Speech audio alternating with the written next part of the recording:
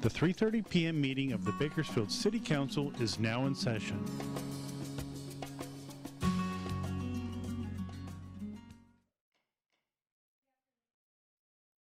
Good afternoon. It's my pleasure to call to order the 3:30 regular City Council meeting of March 13th, 2024. Madam Clerk, please call the roll. Mayor Go. Here. Vice Mayor Gonzalez. Here. Councilmember Arias. Here. Councilmember Weir. Here. Councilmember Smith. I am here. Councilmember Freeman. Councilmember Gray. Councilmember Kaur. Thank you. In keeping with Council's new resolution, public statements are now received at different times depending on the item.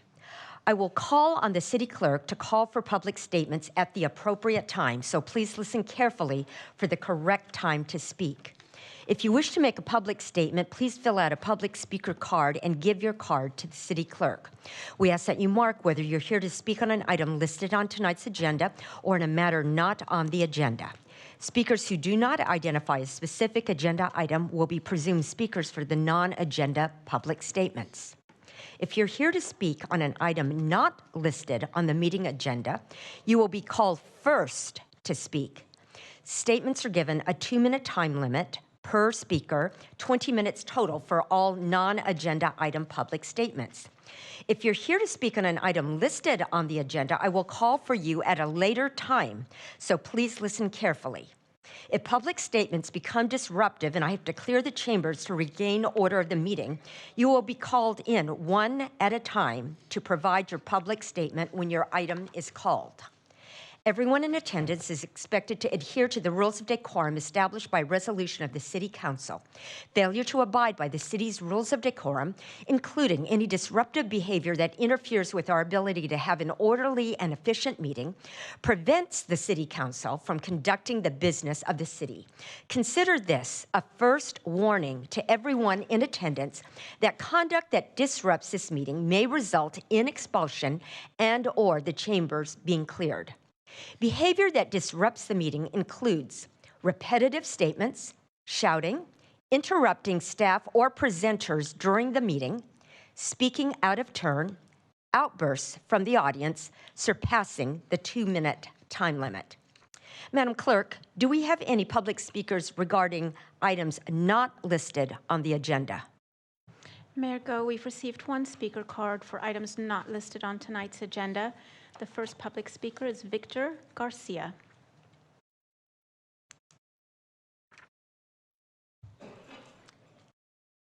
Welcome, yes, and please introduce yourself. Just pull the mic towards you.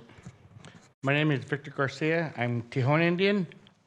I'm here to see if I can request some speed bumps in the area that I just moved in. I just been there. It's New Track Homes. I moved in 2020. And we have really an area where they're really speeding, and I had pictures of the wrecks that they've hit cars that were parked. And there's lots of children out there in the area, and I have all the paperwork if you need to see that way. I could. You can give that to the City Clerk, and then Mr. Clegg, if you could have staff follow up with Mr. Garcia, and can you give us or just give the City Clerk your address? Okay. Unless you want to say it aloud. You can just give it to her. Okay. Vice Mayor. Thank you, Mayor. Mr. Garcia, thank you and welcome to the community. I think I heard that right. New to town. Yeah, I'm a little bit nervous. I've never been in here. Welcome to the Bakersfield City Council and welcome to our community. I just want to inform you, this within the last year or so, the City Council adopted a traffic calming handbook. And this allows citizens throughout the community to actually look at possible treatment options for individuals to actually work with the city and with our Public Works Department in order to calm traffic within neighborhoods throughout the city. And so that is available on our city website. And I'm going to ask staff if we can reach out to you so that we can refer you to that traffic calming handbook, and that you and your residents or your neighbors can work together to find an option that works best for you, so we can reduce the speed of traffic, because that is a major concern of ours, most of us on the city council. And so we want to thank you for coming today. Thank you, Mr. Garcia. Madam Clerk, any other public speakers? No additional speaker cards have been received. Thank you. In keeping with the council's resolution, I'm going to ask that the agenda item public statements be deferred until after staff's presentation. Madam Clerk, next item, please. Reports item 3A, update on innovative and efficient government council goal priorities. Thank you. City Manager Clegg. Thank you, Mayor and Council. We've done an update like this last year, but it's time to has come again to provide an update on some of your council priorities and progress towards those. What's interesting about this particular council goal is that many of the other council goals have council committees that are directly connected to those goals, and often those committee topics get addressed in those committee meetings. Whereas this council goal does not have a specific committee that naturally it falls into. And so it's good in these workshops to be able to give updates on this topic. Thank you, City Clerk. Just as a quick reminder to council, these of course are your 5 council goals, and the 5th being innovative and efficient city government. This is our definition for what that means. It's about being professional, effective, customer-oriented, and also bringing solutions to bear.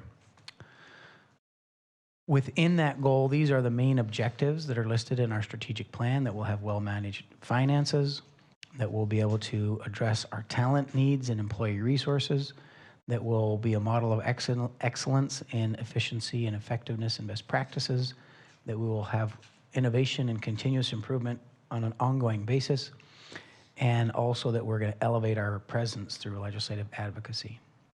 So I highlight those because each of the updates are going to be within those 5 sections through our presentation. Well-managed finances has 3 specific strategies around our reserves, efficiencies, and asset management. I'm going to give updates on 2 of those today. For our reserves, this has been well discussed and established. We're on the same track, but just for the benefit of the public, our retiree medical trust is approaching its full funding. It is well funded and is approaching the point at which it is fully funded. Our reserve balance now, according to the council policy, is approaching $60 million to go from just a few dollars in reserve before the passage of the Public Safety Vital Services tax to now being one of the few large cities in the state that meets the GFOA recommended reserve amount, and ours is, again, close to $60 million now. We're in a very good fiscal position with those reserves. We continue to do our long-range financial forecasting. Again, that reserve policy was adopted now 2 fiscal years ago, and we continue to put money away, including that next bullet of the pension trust fund. So we've put away $4 million into our pension trust fund, and we plan to continue to grow that. Our reserve policy dictates that 25% of fund balances go first into the pension trust before we consider other funding options. And then lastly, we do have $5 million in a separate reserve for facility and other risk-based issues. Our goal is to grow that to $10 million as is possible through our budget cycles in coming years.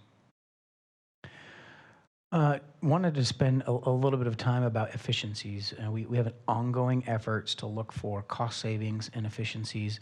Sometimes those efficiencies result in direct cost savings.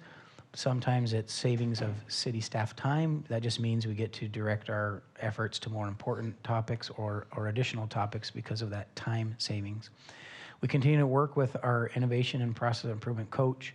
We've had numerous leadership training workshops, but right now the big focus is actually on that development process. We're spending pretty much all of our process improvement efforts right now on streamlining our development permit review and application process, And we've created what we call our red team, which means cutting the red tape. We're actually going to have a workshop for the council probably in this next month that highlights more specifics of that program.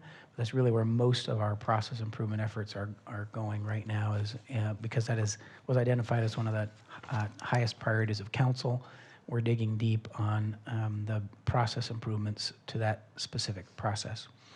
Just also want to highlight that in your council goals work plan, we identified a couple of opportunities where we might be able to generate some new revenues.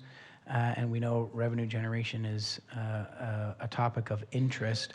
We don't want to be doing this necessarily at the cost to our residents or businesses. This one is unique in that the fire service fees, there are fees that are charged to all consumers that buy insurance, and those fees often do not get recovered.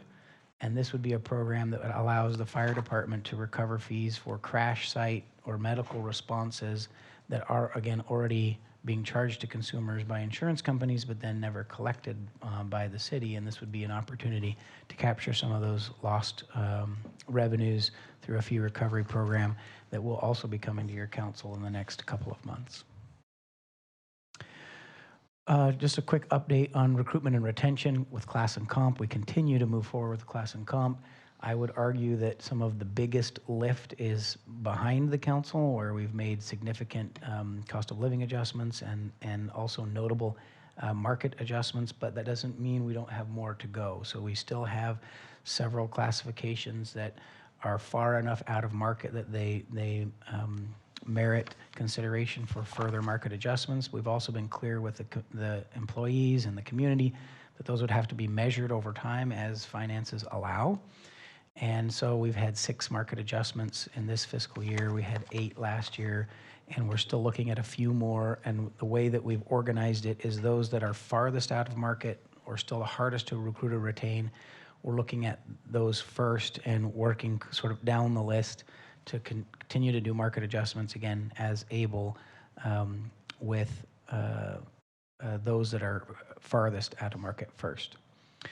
And then also, we had a specific tactic in your council work plan on our labor management relationships, and just wanted to let you know that the Police Officers Association had a notable number of new folks join their board in this last election cycle, and so city staff sat and had a training and a workshop and a get to know you session with those members to continue to build on those good relationships. So switching gears into the next objective around efficient, effective, and best practices. So these are the overarching items with the ERP, more process improvement references, our internal audit and performance audit program, and then technology governance. I'll dip into each of those as well. The ERP update's pretty short because we are not at go live today, but we will be in the next couple of months, both for financial and for human resources. Those are the 2 biggest modules of this really big lift. And I think we've talked at length with the council about the importance of the ERP, and that we have a 30-year-old system that is not adequate. It doesn't produce the types of reports.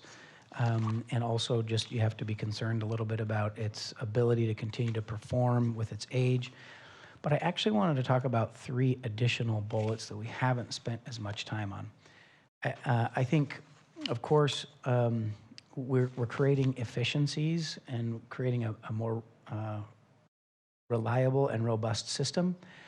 But this council, it's worth knowing that there's a lot of manual processes still in the city. We use a lot of paper. We have a lot of processes where humans are transacting these transactions that now a computer system is going to be able to help us automate with a lot of those transactions. Not only is it quicker and faster and saves time for, again, our staff to be able to redeploy themselves to more meaningful exercises and work, but it also can reduce errors, and it can, again, move us much quicker. On internal controls, it's also worth noting, we do have policies and practices in place that establish internal controls. But having a system that has flags and checks and many things that are automated actually can improve our confidence that our internal controls are being met and they're being followed and that they are in place, because the system is designed. You can't do certain transactions unless that control has been entered into the system.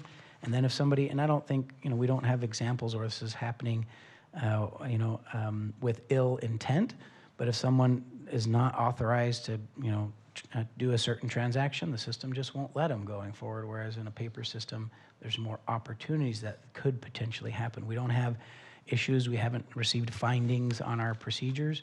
Just the system makes it that much more certain that you're going to be in good shape with your internal controls. And then lastly, around data analytics, we have not been as data rich of an organization that allows us to have more information to make those good decisions.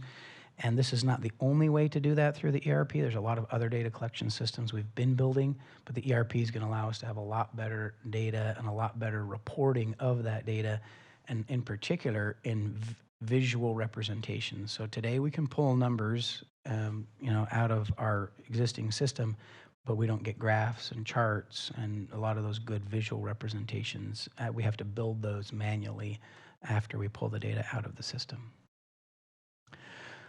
Moving to our performance audit program, and I failed to actually put up some of the things that we did last year, and so just as a quick reminder, we did several projects in our last fiscal year that were helpful. We had technology services performance audit.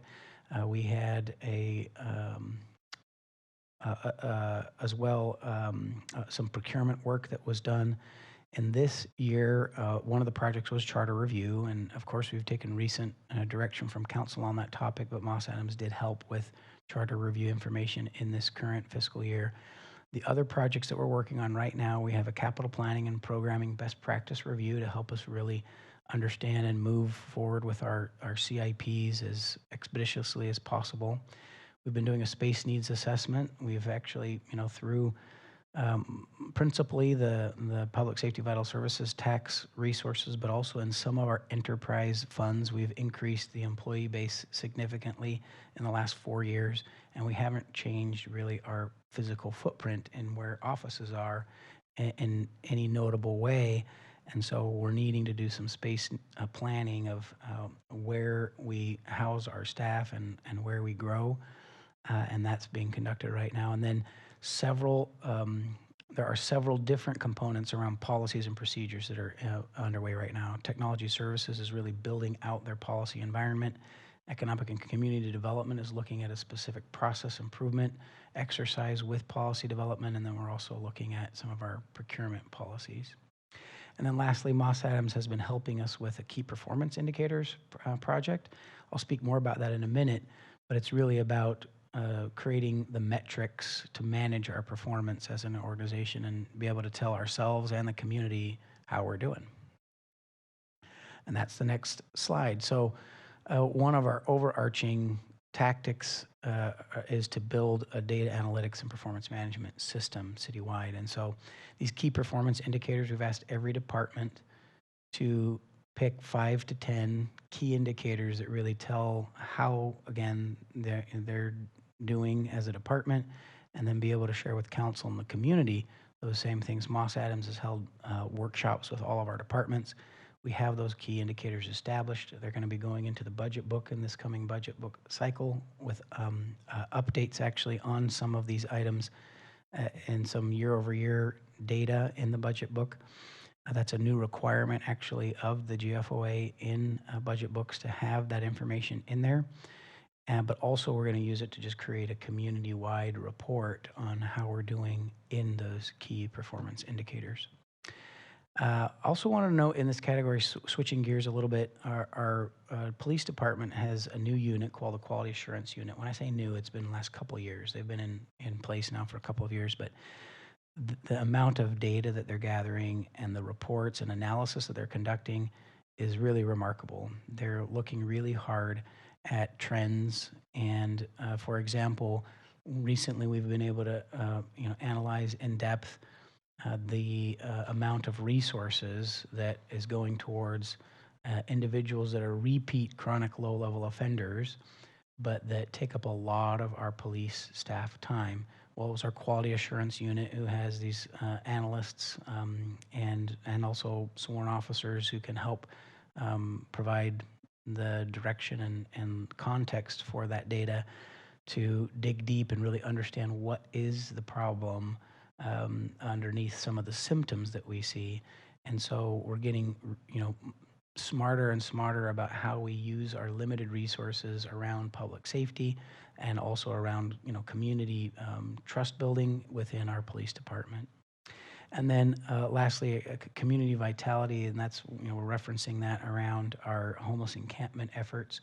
We're collecting a lot of data in that space as well. We have a new system within our GIS system that's gathering data about all of our encampments and all of our routine, or I shouldn't say routine, but all of our numerous interactions with individuals experiencing homelessness or who may be in encampments. We're gathering much more data than we ever have before that helps both to make our operations more coordinated and more efficient, but also tell our story. It helps tell our story to the community as well as to other agencies about what's really going on with homelessness in our community. So we're getting much more data informed as an organization, but I will tell you we've got a ways to go still. Wanted to throw in some additional analysis. So you're familiar with the help team as a council for the viewing public. Our help team, our staff in the city manager's office that field service requests or asks, for help, both from the city council as well as from the public, and they field numerous email and phone contacts for the city and pool all of that information into reports. And so the council's been receiving monthly reports with key trends and metrics of how many requests of which type, whether it's landscaping or homelessness or parks questions. You get a good sense as council members of what your constituents are requesting or asking about. And for the benefit of the council and the public, there have been now more than 3,000 requests that they've processed in the last 2 years, and they're at a 99% closure rate. Just also, they've been collecting data now about council referrals. And so these are the formal referrals that council make from the dais, and there's a small number of referrals that may come up out of a committee and then come back to the council dais. So for the benefit of your council, in 2022, we had 120 different council referrals, and in 2023, 115 referrals. For reference, all right, it's advancing here. We've also made very good progress in addressing all those referrals. For our ability to close out more than 100 referrals over the last 2 years, I think is good news, and we're making good progress on the others. Some of those that are listed as pending, some are long-term referrals that may, need to go to a committee and be vetted out, and they're waiting on a committee calendar, or that may take a couple of years, like some of our annexation referrals. They're still pending because it takes a long time to get at some of those issues. I want to remind council of when we did a priority setting workshop, council established 10 priorities within the priorities. We had numerous high priority items that were in part of our overall work plan within the 5 council goals, but this council had identified homelessness, housing, police response times, traffic safety, and the ease of the development process as your top tier priorities. And then the second 5 to complete out that top 10 was economic development, urban reinvestment, annexation, capital projects, and charter review. So staff has been trying to track the work that we do, not only within the framework of the 5 council goals in our annual work plan, but also within these highest priorities. And so we've added a new tracking for the council referrals to reflect if those referrals are coming in one of those 10 areas. And so this next chart just gives you a look that, of course, you see their housing and traffic safety. There's a lot of interest around those. And the rest of them, you can see that they have some of those referrals. It's worth noting that there's a much larger number that are not part of the top 10 priorities, and I wouldn't say that that's necessarily automatically a bad thing, because many of those tend to be where a constituent has come and said, you know, can I get help with this? And a council member will make a referral for us to follow up with that constituent. And there are some other emerging issues that do come up. However, I would point to the council that it is important to recognize that, you know, there are enough either emerging issues or other issues that sometimes it can pull us away from our top priorities, and important to maintain that focus as much as we can. Switching to the last piece is around elevating our presence in Sacramento and Washington, D.C. So wanted to share some of our wins around these topics. At the state level, with mental health reform, there were significant bills that were passed that changed how some of the rules of how we can address mental health, and have been a genuine help in our ability to get at largely those experiencing homelessness or other vagrancy issues that may have a behavioral health challenge. We've got some additional tools in the tool belt. Public safety is more so this coming year. There are several bills that have been packaged up, and we've been advocating hard through the big city mayors and through the League of Cities to support public safety bills that are gaining traction, that, you know, will have real impacts to our ability to, again, when necessary, hold individuals accountable in ways that have been problematic in recent years. On the housing front, there have been numerous bills that have also eased our ability to pursue affordable housing and housing. I would share both, frankly, on the public safety topic and the housing topic. We still have a lot of work to do. We have many needs with the state to address policies that appear in the housing realm in particular to be conflicting. We want to increase, you know, the safety and quality of life in our communities, but also has to be done in a way that is, you know, fiscally feasible. But we are making some progress around easing of housing development policies, at the same time seeing other moves and rulemaking at the state level that does make it challenging to produce a quality market rate and affordable housing. We had a large win in getting a direct allocation for MLK Park. That's $2 million. You know, we were looking back at some of the history, and we didn't see a recent history for a win of the size like the MLK Park, as well as MLK Boulevard saw a $5 million earmark on the federal level. And so we've got some big direct allocations that we haven't seen in recent years. It's worth noting as well, we have several staff as well as mayor and council members that are sitting on boards with the League of Cities. And then Mayor Go has been very active with big city mayors and making our voice much more represented in Sacramento. And then this last year, we did contract with a federal lobbyist. We've had our first formal delegation visit to Washington, D.C. in January, and made many inroads into federal agencies on that visit. And we'll have our federal platform, just like we have our state platform, is under development with our new lobbyists, and we expect probably by April to have our federal legislative platform back to the Legislative Litigation Committee for consideration. And then our last update is on our grants. So we established last year a grant monitoring and application system that was a bit more centralized. We're keeping a closer look on our grants, and we continue to strengthen that process, but I want to just point out that we have more than doubled our grant income, $68 million in grant income this last year. It doesn't hurt that we had some very large awards, which are nice, but we had the TCC award, $22 million. The RAISE grant was a very competitive process. I'm very fortunate to get those $10 million. The encampment resolution grant did not come directly to the city, but we actually helped write that grant for our partners. And then the organized retail theft grant, $6 million to the police department for addressing retail theft. And as I already noted, that $5 million earmark for MLK Boulevard. So we definitely have, again, leveled up in our ability to go after grant dollars, and we still think that there's more to do. There are, interestingly, still at the, I would say at the state level, grants are going to be pretty slim in the next year or two.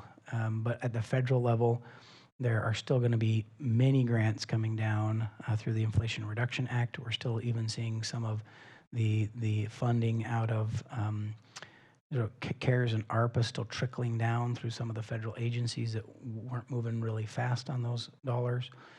And of course, there are other existing programs that will be maintained both at the state and federal level, and we're gonna, and even at the regional level, like through Kern Cog, there's some dollars we still need to go out and capture, but we've definitely increased our capacity to go and get those funds.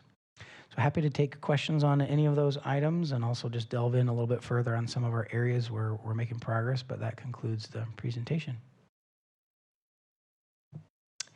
Thank you, City Manager Clegg. Now we'll have public statements. Madam Clerk, do we have any public speakers regarding this item? Mayor Go, we have not received any public speaker cards regarding this item. Okay, it looks like Mr. Turnipseed.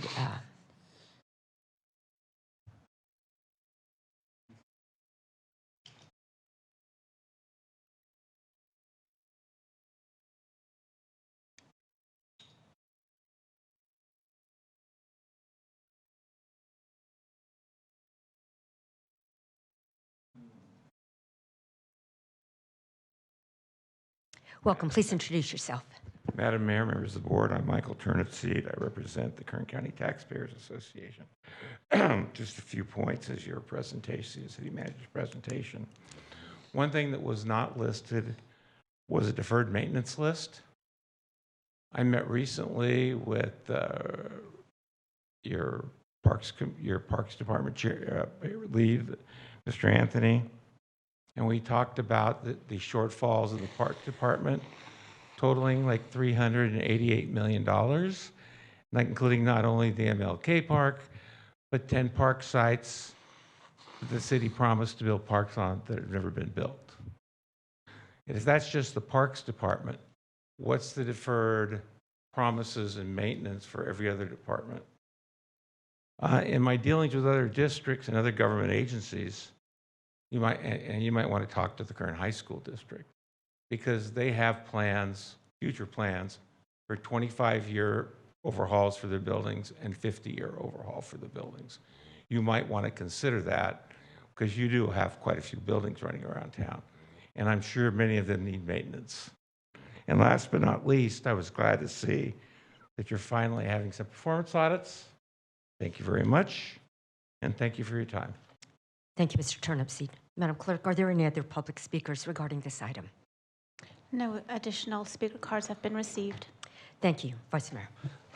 Thank you, Mayor. I have a few questions today. First, let me just say, Mr. Clegg, thank you so much for the presentation, and thank you for bringing this report back to the City Council. I think it's important that we have regular updates in this particular goal. I mean, obviously, there's a lot of work being done, and that's, I think, really encouraging to see. There's a lot of elements that I'm excited about, but I won't go into in detail. I have a big picture, broader question for you. What Officers, would you close the door, please? Just wait a minute. Go ahead. So as we talk about innovative and effective government, I observed that there's a lot of focus on specific programs and performance reviews and studies and even policy change, which is all great. My question is about culture within city government. What incentives do we offer our employees who are being innovative, who are thinking in an entrepreneurial mindset? What sort of incentives have we created as an organization to encourage that sort of innovativeness and also that spirit of entrepreneurship within the city? Yeah, great question, Vice Mayor. I would first reflect that we don't really have economic incentives for employees. Not necessarily economic. Sure, but I think that's actually a relevant, question as well. But would point to a couple different things. One, we have created our guiding principles, which are establishing the value sets that we want to instill in our employees. And within those, innovation is acknowledged in our excellence. We have 5 guiding principles. One is termed excellence. There's another, resourcefulness, that speaks a little bit to creativity, but excellence notes our desire to foster and encourage innovation. And as we move forward with these guiding principles, they're actually going to be embedded into our employee recognition programs as well as our employee merit-based performance evaluations. And so instead of just evaluating folks on maybe some of the more traditional bureaucratic segments, we are going to provide feedback to employees on, are they showing collaboration and accountability and resourcefulness and excellence and this service attitude. And so your performance evaluations will be reflected. Are you being creative and innovative? As well as the employees that are recognized with either monthly awards or annual awards. Those that exhibit innovation will be recognized in that way. And then lastly, as we're rolling out these guiding principles, this is very new, by the way, and so I appreciate the question. We're looking at some creative awards that we are going to be giving away some sort of special recognitions to people that go above and beyond, who are doing really notable things. And I don't want to say it yet because I'm getting ahead of some of the team who's created some of these types of incentives. But we're going to recognize folks that are doing really exceptional work in kind of new ways. And the reason I mentioned the economic piece as well is that there are some organizations that adopt programs or policies where if someone identifies cost savings or a particular innovation, they may be able to actually get some economic incentives, small, whether that's a gift card or, some little bonus or bump, because they've saved the city a lot of money. I would argue that we needed to do a few other things, like creating the principles and the performance evaluations and the culture conversations before we created those other programs, but that may be something that's down the road as well. That's great. I mean, I can imagine many scenarios where there's great employees out there, smart people who are working for the city who are thinking, man, we should be, cutting grass this way, or we should, there's a great idea that I have in my head, but no one's asked me, or there's never an opportunity for those ideas to percolate up. And we ought to create that culture. So it sounds like we're headed in that direction. Yeah, thank you, Vice Mayor. And if I could speak to one last point, which an overarching theme of all of this is empowerment and ownership. We are asking all employees to own the work of the city and the work of this community, and empowering individuals. We absolutely are asking everyone for their best ideas. And we've talked about, again, with the rollout of these guiding principles, creating some actual formal mechanisms where you could have a sort of the more modern version of a comment box. Obviously, we're not just going to put a comment box out, but creating some virtual resources that folks can provide those ideas. But I think more importantly is really every manager and supervisor encouraging their teams to be empowered and own their work and bring up solutions. We definitely want to invite everyone to come up with their best ideas. Yeah. There was a book written maybe 30 years ago now by Michael Gerber called The E-Myth, Why Businesses Don't Work and What to Do About It. And the E-Myth, or the entrepreneurial myth, is the mistaken belief that most businesses are started by people with tangible business skills, when in fact, most are started by technicians who know nothing about running a business. And he actually outlines 3 different types of people within an organization: the entrepreneurs, the managers, and the technicians. And so, thinking about the city government in that frame is sort of interesting to me, because I know we have a lot of great technicians, people who know their particular area, their particular department, and are very skilled and could tell us the history of their respective departments. And we have a lot of great managers. My question is, where are we hiring entrepreneurs? Great question. I would argue in our civil service system, the way that it's designed today, we don't necessarily have positions that are created for entrepreneurs. We do have some work areas that are more of generalists that often pull from folks who maybe are planners or project managers that end up in both. They bring those skills and end up in positions that are asked to be a little more entrepreneurial and problem solving. Again, I would argue in our planner levels in development services and economic development, our analyst levels in city manager's office, but frankly, we're not really targeting entrepreneurship as a talent skill level.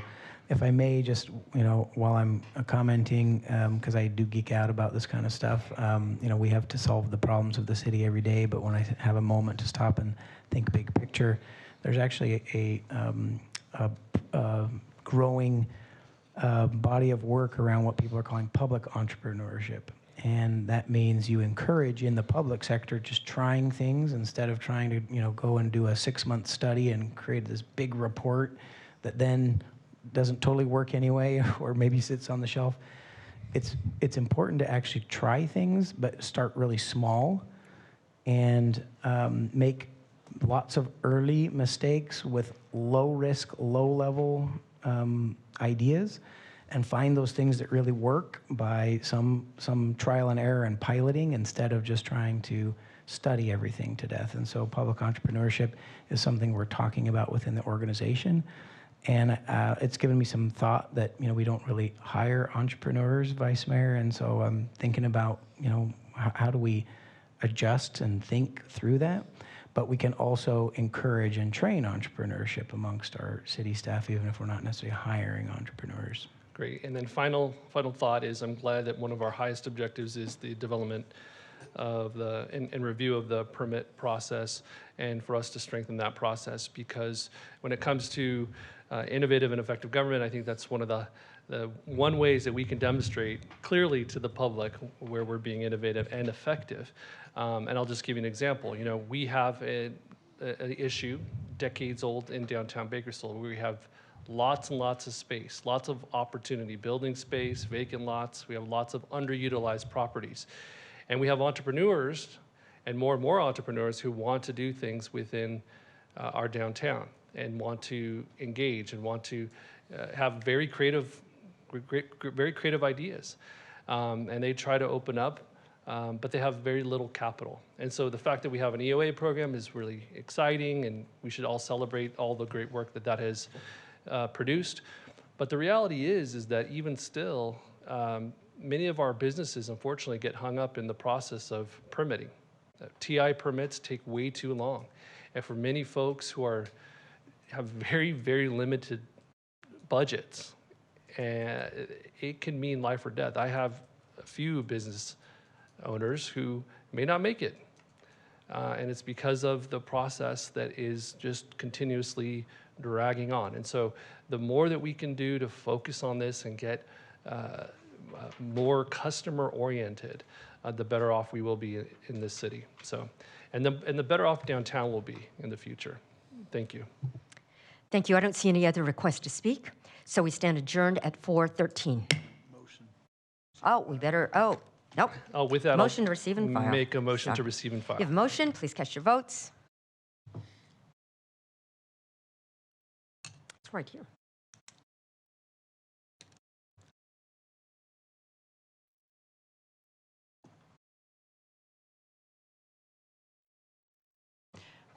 Motion is approved with Councilmember Freeman and Gray absent. Thank you. And with that, we stand adjourned at 4:14.